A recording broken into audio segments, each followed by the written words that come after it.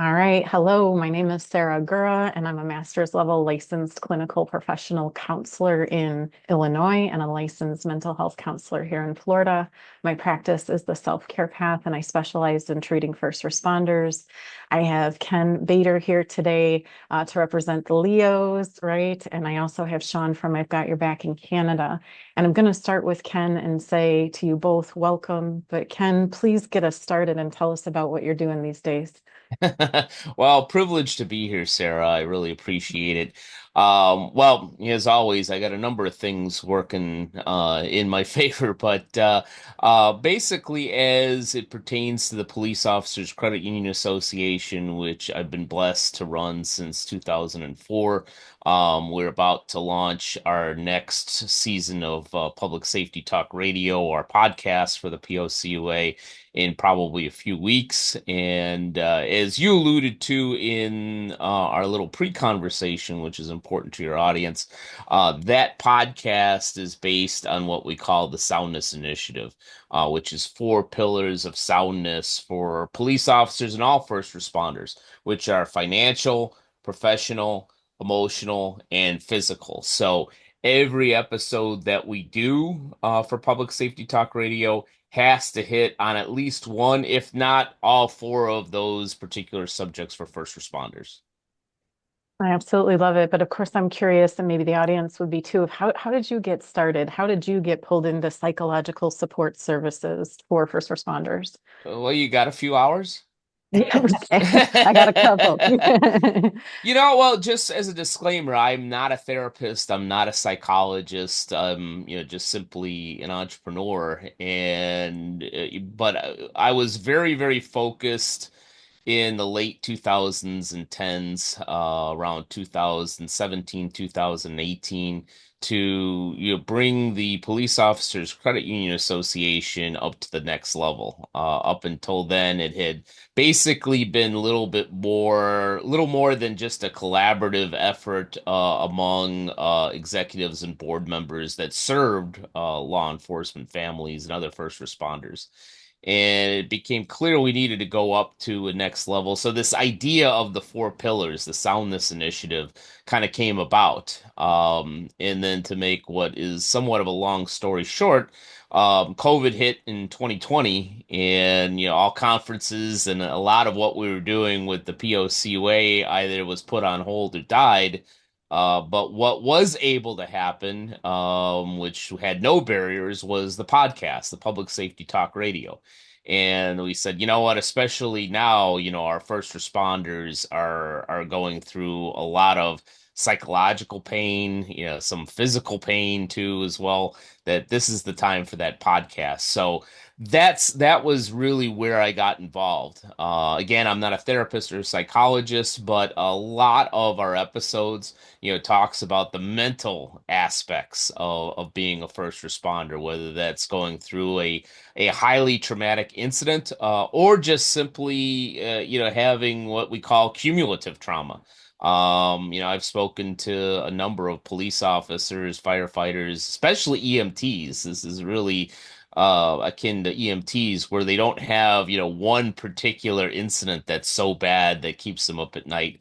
But, seeing, car accident after car accident, flesh burning off of people's bodies during a fire, I hate to be so graphic, but they see all of these things, and that cumulative trauma really affects them mentally and psychologically. Absolutely. I'm kind of curious, how do you think the responses to the public safety talk radio has continued to keep you interested in wanting to do this work? You know, uh, the response to public safety talk radio, even if there was only one person listening to it and it was my mother, I would probably still be doing it just because of my passion for first responders.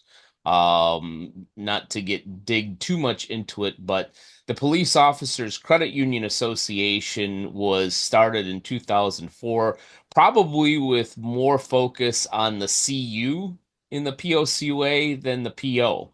that, hey, there are all these credit unions out there that serve this particular group, which is a police officers. There's an opportunity for collaboration and alignment there. But shortly thereafter, at some point, the PO became much more important than the CU. Well, the credit union is just a vehicle to help with financial soundness.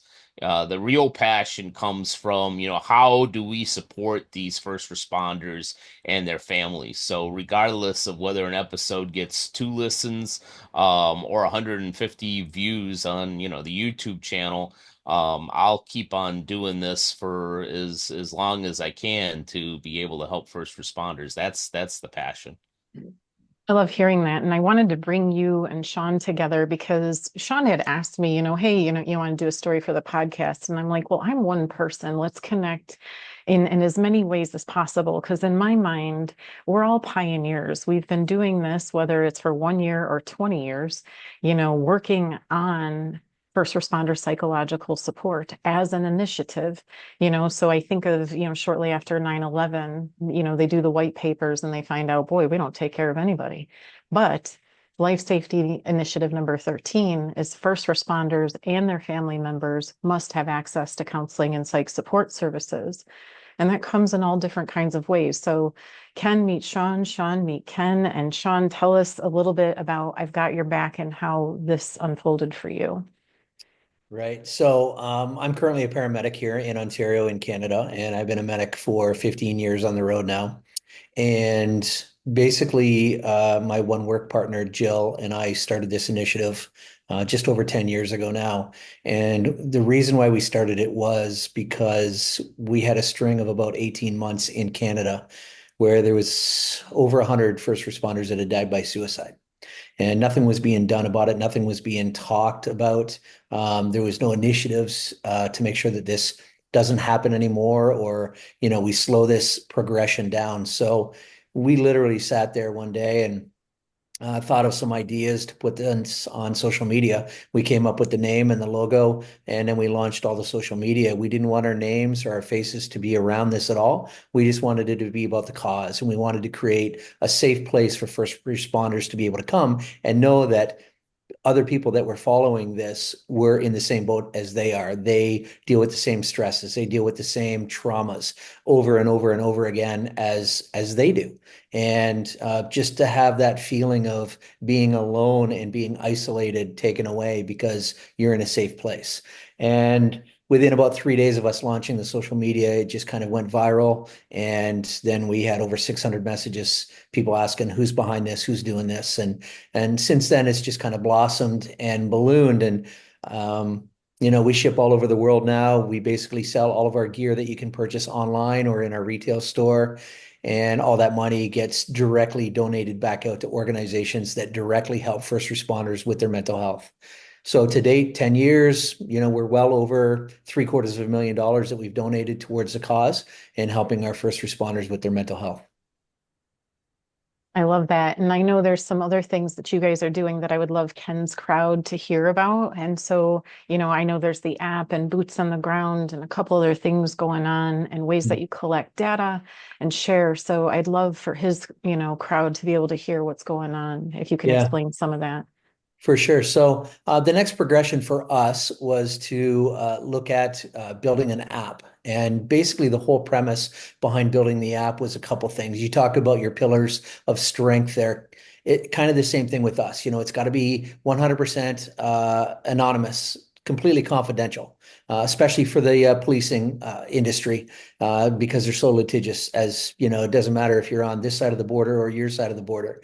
It needs to be somewhere where we can take away the stigma. So anybody at any time can basically download the app once their service brings it in and offers it out to them. And then they have access to this app whenever they want. They can be sitting at home on their couch and they can reach out for assistance. They don't have to go somewhere, book an appointment, anything else. So this app itself allows that freedom of our first responders to be able to do this without any stigma, because nobody even knows who it is that's going in asking for assistance. And it's a two-pronged approach. So once you get into the app itself, you can either use your own internal peer support team, which if there's one established within your service, we link all of those people up on the back end of the app. And as soon as I put in a request for support, everybody's phone pings. And then as soon as somebody picks up that request, it disappears from everybody else's phone. Now, I, being the peer supporter, am now going to offer assistance to this member that has, written in and wanting some assistance. So we enter into an anonymous chat. They will see my name as the peer supporter in the chat, but their name is not there. It's just anonymous. And the way that we accomplish that is by doing a generic community code that every person within that service is going to log into the app with that code. So there's no identifiable markers at all. You don't have to log in with an email or anything else. If you don't feel comfortable using your peer support team because you don't want to be identified, you don't want to basically have somebody reach out to you that knows exactly who I am. And if we do enter into any sort of a phone chat or anything, they're going to know who I am right away. So the other issue or the other avenue is a direct dialer towards an organization that we have here in Ontario, and it's called Boots on the Ground. Boots on the Ground, we have financially supported them since their inception about 6 years ago, and they're fantastic. Everybody that answers their phones are either current or retired police officers, firefighters, paramedics, dispatch, military, and or corrections. So you are going to speak to a like-minded individual every single time you call into that number, and that person is going to know what you're going through. That person is already living or has lived through all of those stresses that you are currently dealing with. So again, with Boots on the Ground, it is completely anonymous, 100% confidential. So it sits on the same platform as we do, and that's why it fits so nicely with us. And then they can offer you all of those resources that they have at their fingertips. But this just allows us to have that initial conversation with that first responder to get them out of that headspace that they're currently occupying that isn't healthy for them. And then we can offer them those resources. The other really cool thing about this app is in years past, you can have those anecdotal conversations at headquarters, at a base, at a function, and they walk up and say, "Hey, Ken, you know what? Like, I know that you're on the peer support team. I'm just having a real hard time after that fatal call we had last week. I'm really not sleeping. Can you get me some resources?" And sure, you go back to your desktop, you send them the resources that you have, everything is good. But at the end of the year, when you're compiling all of your data and your numbers as to all the people within that organization that have requested assistance, you don't have any of that because it's nowhere to be captured. So in the app, being a peer supporter, you literally open up the app, hit the plus button, and you just go ahead and put in sidebar conversation at a function with one of our members. Done. That is now collected. So at the end of the year and in the back end from all the leads from these services, they can see why people have asked for assistance. So we do a quick drop-down menu of 4 or 5 different items. So it could be a fatal call, it could be personal relationship, it could be alcohol abuse, it could be whatever we decide with that service to put in there. And then we also get the clicks. So we know that they went through the peer support team or they went through Boots on the Ground. So we can compile that data as it's going along. And at the end of the year, to be able to justify the mental health and the well-being of our people, we can look at those numbers and say, listen, we've had 79 requests for assistance, or we've had 150. And this is the breakdown of why our people are asking for assistance, which is really important because we can literally see those real-time trends that are happening, and we can head them off as they're happening. So we can do a deep dive into this data at the back end and say every quarter, and then all of a sudden we go, why do we have an uptick of, say, 25 people that have asked for assistance for alcohol abuse? Maybe we need to allocate some of those dollars from that senior management team to have some resilience training, or let's go out and find a therapist that specializes with first responders in alcohol addiction and put them on board as a resource for our people. And we can stop this from happening as it's actually happening, and we can see it instead of taking that retrospective 5-year look down the road and go, holy, look at the people that we've had off because of alcohol addiction. I wish we would have known that. Well, now we can see that as it's happening. So there's a lot of really cool and interesting features that we've added into this, and it is strictly a peer support app. This is not a wellness app. We don't tell your people how many hours of sleep they need, how many scoops of vegetables they need. You know what? That's not for us to tell. Our whole mission with this is to get this in their hands, take away the stigma, allow them to get assistance when they need it in the privacy of their home or wherever, and feel safe about doing it. And that's the whole premise behind it. I really wish I had that data when I was teaching back in Illinois. I would teach at the academy level and at the health and safety officer level, and then at chief fire officer level were the different courses I was teaching. And I would have loved, especially in the chief fire officer course, to have said, here's what the data looks like in Illinois or across the United States for first responders. And that this is a part of something, if you're starting the job in the middle of it or getting to your end, that you want to be aware of and make sound decisions, Yeah. about where do we invest our training and our safety. I keep emphasizing we do physical safety standards all of the time, and we need to have the mental health safety. And speaking of that, Ken, I saw you shaking your head yes when he was talking about police need a confidential, anonymous platform. Can you speak to a little bit why you were like, oh yeah, that's true? No, I'm not in agreement. I just have a tick. I like to move my head every once in a while. And it's a little a little comic relief. But no, I've had the privilege of speaking with and working with a number of first responders, but most of them just happen to be in law enforcement, given the nature of the work that I do. And, more so than anybody else, I mean, these guys and gals, get into this job because they're tough and they want to help. And, they're the ones that take on all this. And, they're not as much of a stigma now, but there always was a stigma. It's like, okay, I need help. I don't want my partner to know because, he or she might not think that I'm mentally sound enough to back them up when we're going to a domestic violence issue. I don't want, my chief to, say, well, we're going to take your gun and your badge away because, we just don't, trust you with your mental state. Sometimes, you just need to talk to somebody. And that's why programs like Shaun's and many others, with peer support makes so much sense. Because sometimes, it isn't such a major issue. Sometimes you just need to freaking talk to somebody. And I'm very open with the fact that I'm an alcoholic over 5 years sober, last or a couple months ago.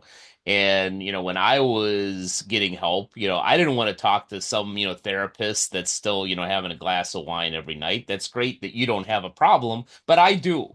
And, talking to somebody else who went through that, that that gave me a lot of trust and comfort. Comfort's probably the best word. So these guys and gals that are on police forces all over United States and Canada, maybe some do, I'm sure some do need some really intense help with a licensed professional. But sometimes, you know what? You just need to have a couple of conversations with somebody that went through something similar and say, hey, I know what you're going through in Toronto because, I had, a guy pull a gun on me and, it right outside of Times Square, and this is what happened, and this is how I dealt with it, and so on and so forth. And, sometimes just those conversations of understanding, without, EAP knowing, without even your family knowing, that may say, you know what? All right, what I'm going through isn't friggin' crazy. You went through it. You know what? That in and of itself helps me to get over that hump. Sometimes it's just that justification that you need to understand. And I remember the first day that I walked into paramedic school, and after all of the "Hey, how are you?" introductions and everything else, we were told, and I'll always remember this, we were told that it doesn't matter what your faith is. It doesn't matter if Hmm. you are Christian, Muslim, Buddhist, whatever your faith is. You need to understand that coming into this job, some people are going to leave this earth in a very violent manner, and Hmm. some people are going to leave this earth in a very peaceful manner. And if you can't come to grips with that, this job will eat you up and spit you out in no time. So sometimes it's just that feeling of isolation because we inherently don't trust. That's just the way that we are. And I think it's because we have a microscope on us all the time. And we need to make sure that we're doing everything better than anybody ever thinks that we are. And we just inherently don't believe that somebody is going to do good for us. So we've tried to create that safe space where people know that, hey, this is a safe place for me. And this is where I can come and I can speak to somebody. And you're right. Just having that initial conversation to understand and speak to somebody, say at boots on the ground, and or somebody in your peer support team that says, listen, I get you. I understand. You're not the only one that's gone through this. I've done this. I've had this call. I can explain that call. And it's evident with the amount of trauma that we see through our lifetime. The average person in North America sees between 3 and 5 traumas in the course of their life. The average first responder in North America sees between 300 and 500 Yep. traumas through the course of their life. So it's going to impact you. But if you can share what you have felt and what you've gone through and how you've dealt with it with somebody else, they may go, you know what? Okay, I'm not the only one that's dealing with this. Everybody that I work with has gone through this at some point, and that's valid, right? Absolutely. Were you going to say something, Ken?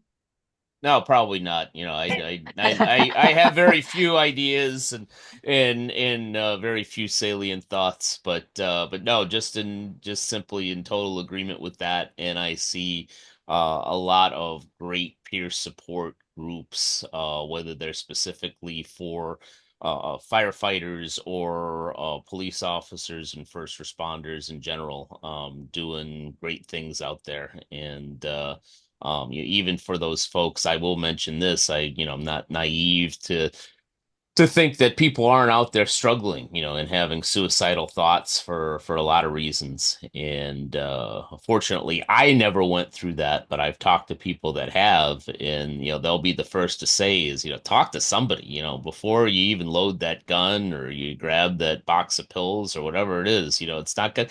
You can still do it, and it won't hurt you to pick up the phone and call somebody. And sometimes in those situations, strangers are best, because there's no judgment, there's no emotion behind it except, hey, I'm here to listen. So, those peer support groups for somebody to just, call somebody and say, hey, this is what I'm thinking of doing and why, is sometimes the best medicine out there.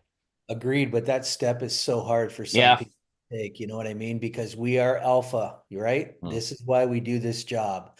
We're, head in when everybody else is running out, deal with these traumas and issues, like you said, when it comes to paramedics and dealing with all of that stuff. It's great. You got firefighters going in, fighting those fires, Yeah. putting their lives on the line, but they're bringing those patients out and they're bringing them to us. And we are the ones that now have them in our hands when police officers are dealing with those traumas on scene, whether it's somebody there or maybe even a police officer, it's us, right? And that, especially when it's so strange, it's so strange how to even explain it from a first responder Yeah. standpoint. And when you know that another first responder has been involved in a situation that you're responding to, it just brings that level up to another 50, Mhm. because it's your job and you feel even more duty to go there and make sure that that person is okay or do everything you can to get them to definitive help. Yeah. And, not saying that we don't offer great customer service or patient care to our regular patients, but when it's another first responder, it just ramps up to another level and people just will literally throw themselves into situations where it's like, how can I go and help? How can we had an ambulance one time, it was probably around 11:30, 12 o'clock at night that was involved in an ambulance. And then we got called into that area because now we've got 4 or 5 ambulances responding to that call and to that scene. And we're on our way into the city because we were out in the county and we couldn't get there fast enough. And it's like, I know that we're going to the city because now we got to supply coverage to the rest of the city. But our first thought was, how do we get to the scene? How do we go there and help and make sure that our brothers and sisters are okay and get to where they need to get to?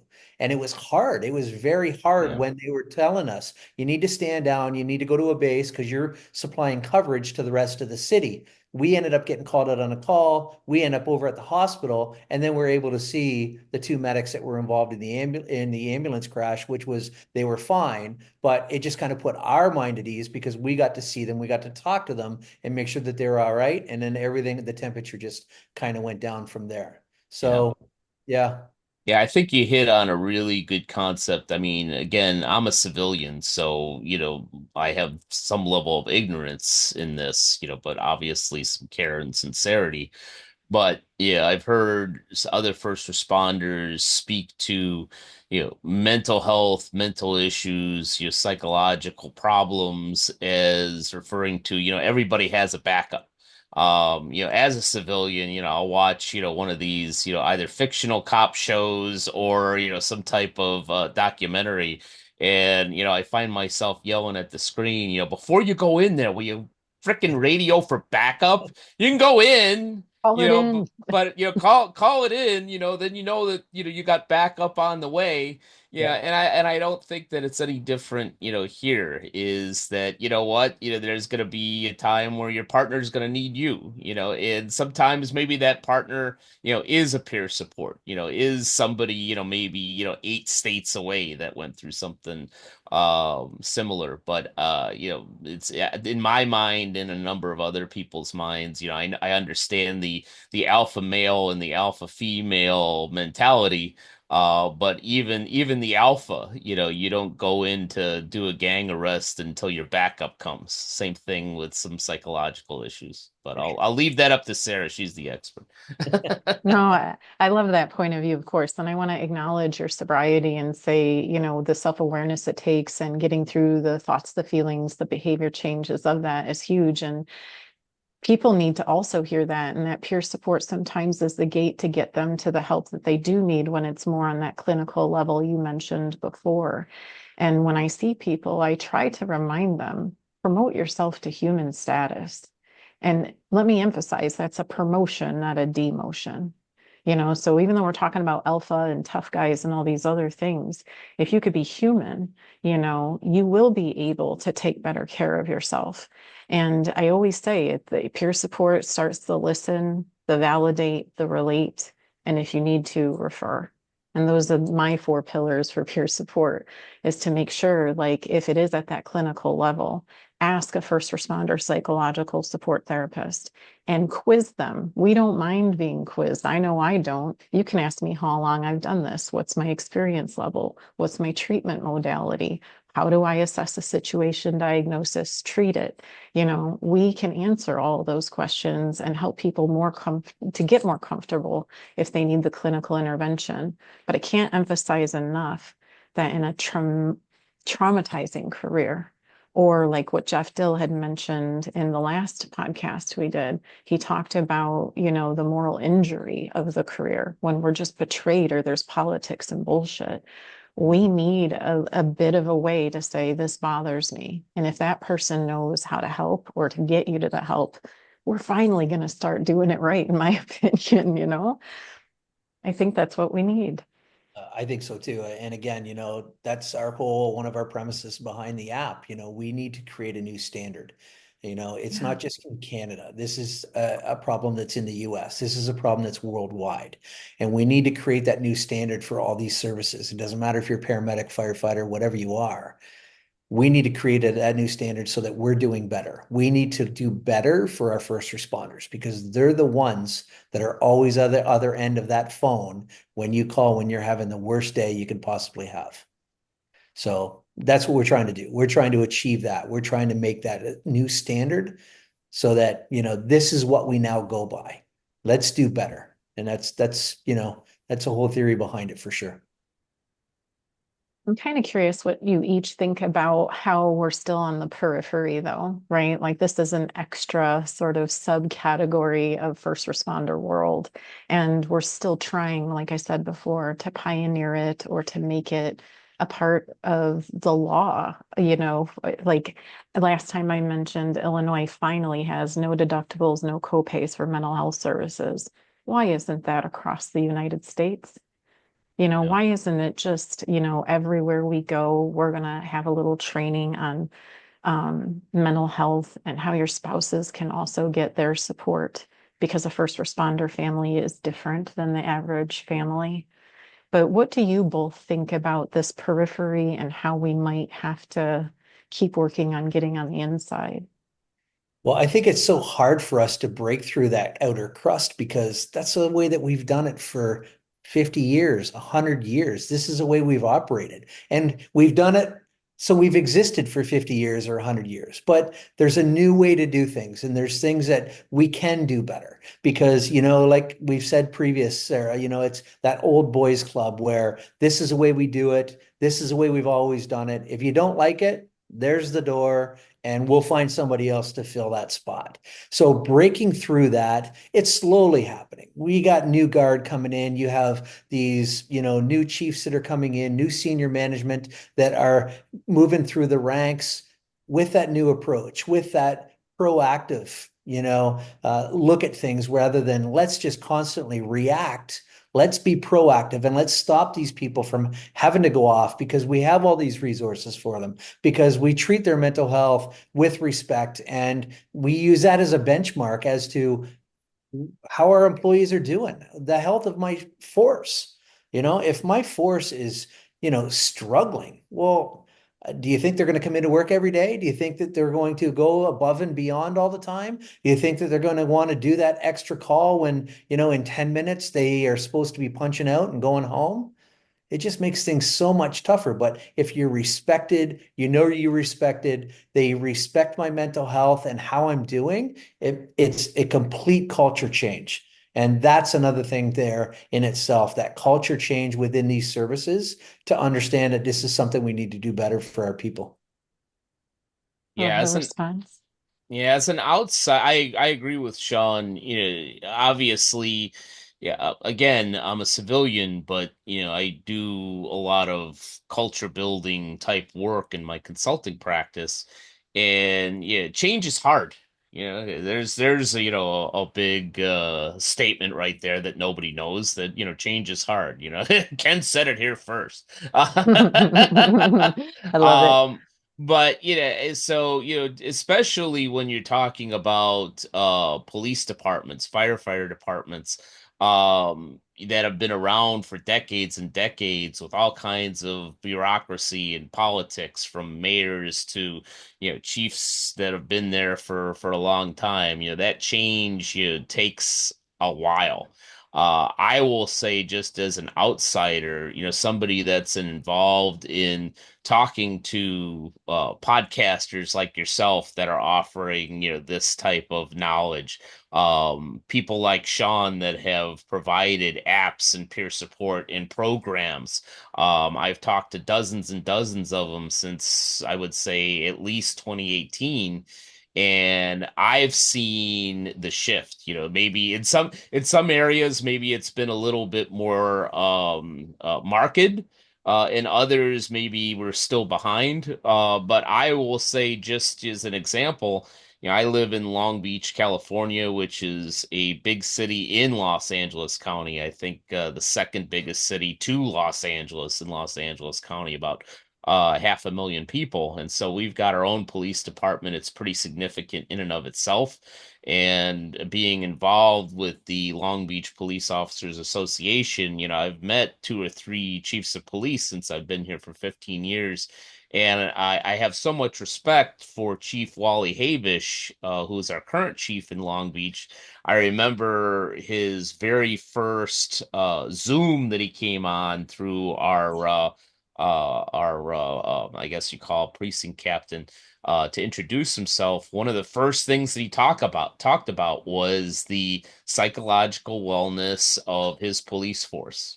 And I met with him in a meeting just earlier this year, and he talked about that again, about how important it is to make sure that his folks, his people, are at the highest mental efficiency, because they're working overtime. There's a lot of crime and gangs in this area, and they're short staffed, and so it's not lost on him the importance of that mental and psychological wellness.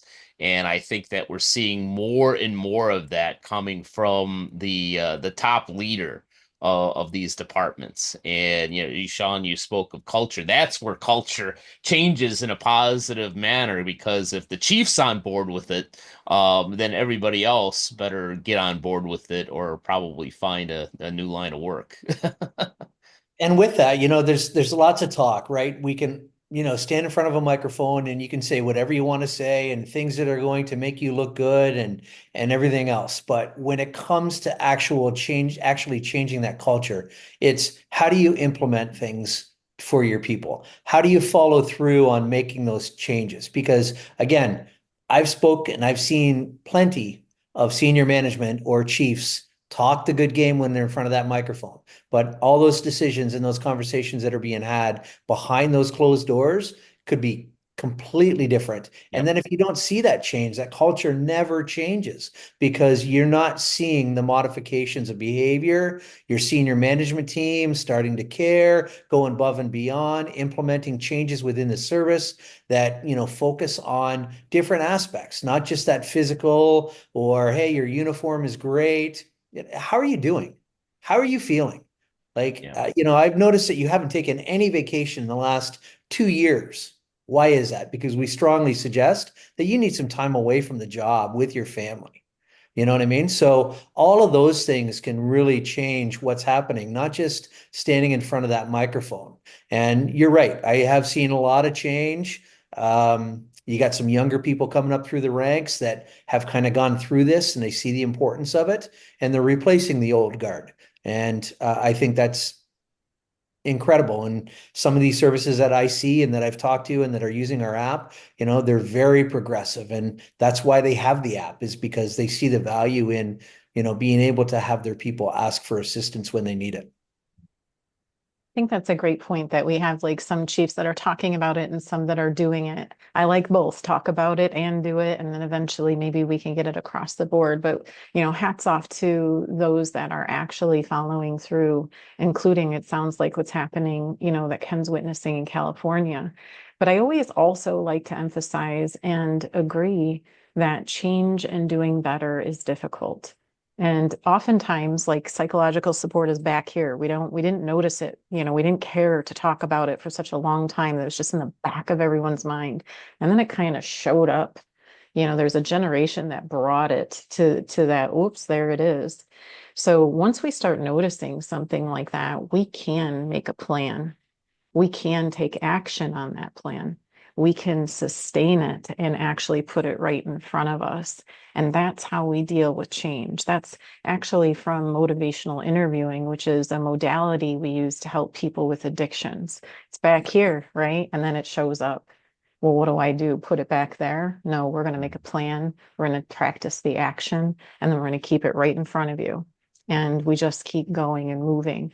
So, we have some ideas, we know what we need to do, but I also think that we still got to do podcasts about it like this to make people hit the share button, listen, talk until it just becomes more of a norm. Yeah. Yeah. Yeah, Yeah. agreed. Yeah, and you always got to come at it with different tools and different aspects. I smile and laugh a little bit when you mention motivational interviewing. My wife worked in healthcare for over 30 years, and she kind of taught me the idea of motivational interviewing. So when I was getting sober and would talk to my sponsor, and he would begin asking me questions. Sometimes, us alpha males, we see exactly what you're trying to do. And I actually yelled at him and said, I know what you're doing. You're That asking it me these starts questions, there. and you're trying to take me down a path. I know exactly what you're doing. But in his because he's that good, he just kind of laughed and says, "It's just a question, man." Just answer the question. But there is that resistance. There's Yeah. resistance to change, to doing better, to promoting yourself to human status, to allowing your department to be initiative number 13, and to run those suggestions, through so that people are safe. And that's what's so funny, right? Like, is that alpha? Isn't alpha that efficiency you were talking about, or living a life worth living? Like, let's all be effective. Like, why not? Yeah. I don't want anyone to hold their breath anymore. And there's such a variety in the culture from, the younger kids now all the way to my retired guys. The approach has to be a little bit different, but the same thing is, I just want you to self-care and to, enjoy your life. And I hesitated to say, I just want you to be happy. You will be happy if you take care of yourself, because the world is a dangerous, chaotic, unfair place. What are you going to do to cope with that? But that's interesting you say that, Sarah, because I think that, you know, through the healthcare industry and again, whether you're a firefighter, police officer, paramedic, whatever, we always have this thought process of, the seasoned people, the people that have been on the street for a long time and doing this job, we are of the generation where we were allowed to fail. We were allowed to deal with that failure. We didn't like it, but guess what? It just is what it is. So pick yourself up, dust yourself off, work harder so that next time you don't fail. Of the generation we have now, these young students that we have coming in and these first year paramedics that we have coming in, they didn't live through that. They all got their ribbons. None of them failed. And do they have those coping skills that were instilled in us as kids to be able to cope with and deal with those failures and those hard times and to figure out how to get through them and still know your value? Whereas there's a lot of doubt, I see anyway, in these young kids not being able to cope with these tragedies that they are going to be seeing, with all of the trauma that they're going to be exposed to. How do they get through 25 or 15 or 30 years of this career and doing this job like the guys that have paved the road and girls that have paved the road before me and currently that I'm working with? Like, are these younger kids going to be able to do that? I don't know. It's a Yeah. good question. I almost, I could feel a study boiling up in my head of like, what's the quit rate amongst the younger people because maybe they don't know how to fail or think and feel their way through these things. But also, was the quit rate lower with the older generation because you're not allowed to talk about it or cry about it or ask for help? And where's the median, where's the middle ground for all of that? Right. And you know what? Another thing with that, when you're talking about the schools, when I was in school, and that was only 15 years ago, when I went to paramedic school, we didn't have rideouts until, third and fourth semester. Now these kids are getting a couple rideouts in their first semester to see if they're going to be able to handle the job and be exposed to it so that they can get out before they get too deep in. We didn't have that luxury. This is what you've chosen to do. We're going to do all the training, but you're going to go do some rideouts when you're almost done and getting ready to go out and do your preceptorship. And then you have your entire preceptorship, which is your 4-month job interview that you're going to work full time with your preceptor. But these kids now are getting these, you know, these schedules where they can go out and they can see what they're going to be facing early into their schooling so they can decide, no, I can't deal with that, which is a good thing because I've seen personally in our service, people come in, they go through all their schooling, they start doing their rideouts and they get into the job 6 months later, 12 months later, they're like, nope, not for me, can't do it. Well, the question is, how do I deal with it, maybe? Because Yeah. that reminds me of when I was at NIPSTA and we had like the young dummy to do CPR on and some of the procedures. And then, I listened to the instructor talk about how we're going to, do this drill and watch everybody do it. But then I raised my hand and I said, let's create a scenario. That child has a boot print on their chest. They're bleeding from the mouth. Mhm. Mom and dad are standing there asking, are you going to save my baby? But it was dad that kicked him across the room. Mhm. Like let's put it in context. And everybody kind of looked at me like, well, we don't say that. We don't do that. We're just going to intubate here. We're just working on Mhm. intubation, but when you got to do an IO or drill a kid, and see if you can save them while the perp is staring at you, Right. that creates a whole different, like, how do we cope? And does anyone ever answer that question? I find myself having to figure it out per case. So, Yeah, I think that comes down to, something that Shaun alluded to is leadership. And, there's leadership at every levels of the police department, every levels of a fire department and so forth. Doesn't necessarily all have to be, the chief or the captain. And I think that, yeah, just, I was never a first responder, but, I've been in business for decades.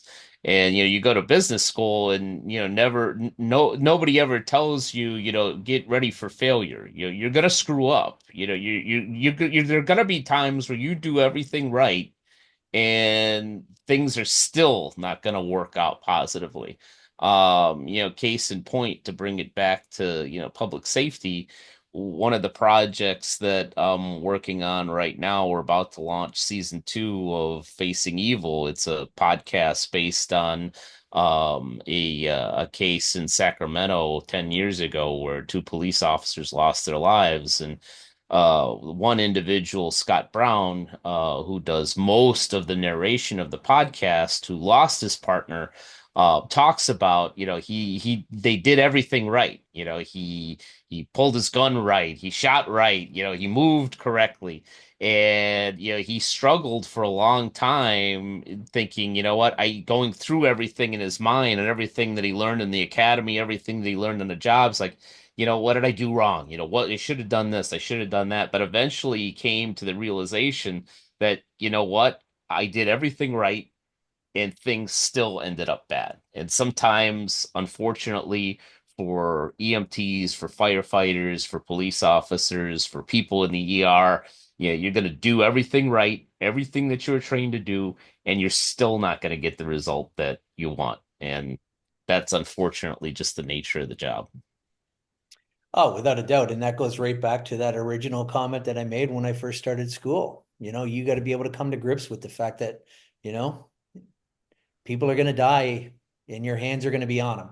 You're going to use everything you can, your training, everything in your toolbox that you have in my scope of practice.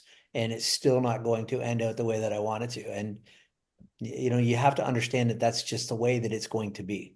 Mhm. Some people can't, though, you Yep. know? People it, ask those questions all the time. It's like, I don't know how you do what you do.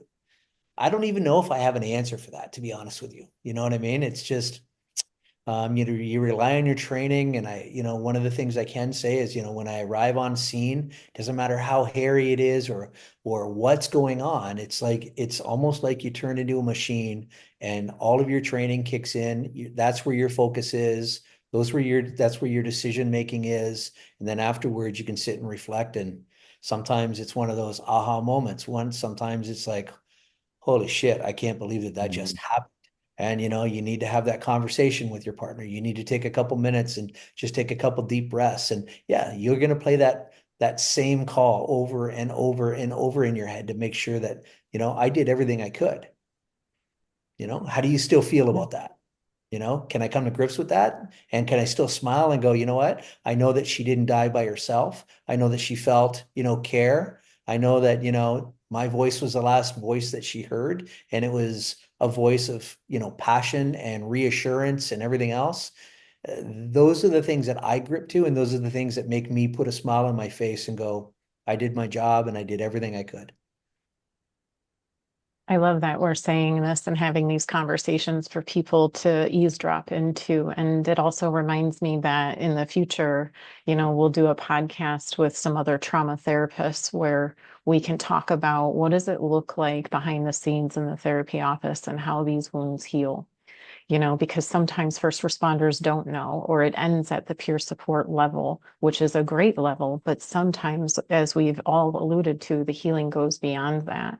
So I wanted, because we're getting close to the end here, Shaun, is there anything else about I've Got Your Back that you wanted to share for me or Ken's audience if we're sharing, or did we hit the main points today? We really went all round around. I think just, the fact that, we've advocated for first responders for 10 years now. This has literally been my second full-time job.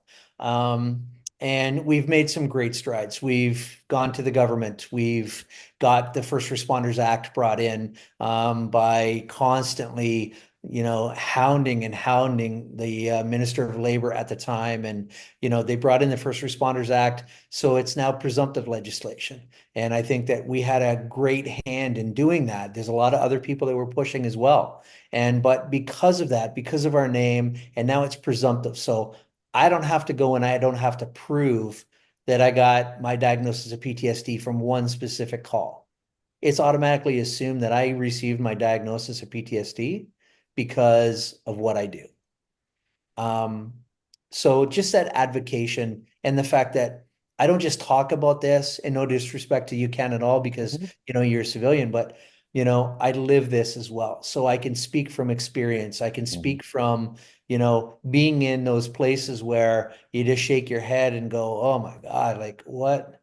You know what I mean? Like there's so many emotions, but that's what we do. We advocate for our brothers and sisters. And again, this is not just a Canadian problem. It's not an American problem. This is worldwide. And we've launched this app, just months ago. And, let's get it across the border as well. Let's get some of these services throughout the United States using this app and taking advantage of being able to get that support when they need it without any stigma. Absolutely. And Ken, I was hoping you can talk a little bit too on a closing note about Public Safety Talk Radio and how do people get to hear what you're doing? Yeah, I'm really looking forward to the next season. I already started doing interviews for Public Safety Talk Radio. But more of the same is going to come out. We're going to talk to great experts and people like Chris Luttrell, for instance, that is a retired police officer that talks a lot about leadership and psychological wellness and so forth. So I'm excited about it. I'm excited what we're doing. I'm currently talking to the Wounded Blue and trying to partner with them on certain things for Public Safety Talk Radio. I'm partnering with the National Police Federal Credit Union on a possible podcast network for Public Safety Talk Radio to be included. So a lot of great things are coming out, and I'm just excited to have that podcast out there to be able to bring to light the great things that people like Shaun are doing, the great things that people like you're doing, Sarah, and to continue that and to partner with the right people to be able to continue to do that. Awesome. Well, again, this is Shaun from I've Got Your Back and Ken, Public Safety Talk Radio. I'm Sarah from the Self-Care Path, both in Illinois and in Florida. And thank you everybody for listening. Take good care.